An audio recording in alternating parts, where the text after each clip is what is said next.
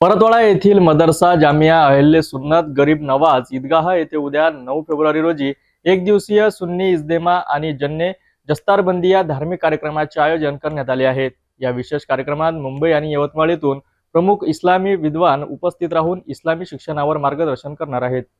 परतवाडा येथील मदरसा जमिया अहले सुन्नत गरीब नवाज ईदगाह येथे 9 फेब्रुवारी रोजी एक दिवसीय सुन्नी इस्तेमा आणि जश्ने दस्तारबंदी या धार्मिक कार्यक्रमाचे आयोजन करण्यात आले।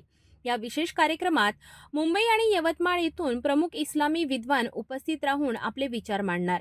कार्यक्रमाची सुरुवात दुपारी 2:30 होणार, ज्यामध्ये वजू, गुस्ल आणि नमाज यासंबंधी महत्त्वाचे मार्गदर्शन केले जाईल। त्यानंतर सायंकाळी 5 ते रात्री 10 वाजेपर्यंत विविध इस्लामी विषयांवर प्रवचने आयोजित करण्यात आली आहेत।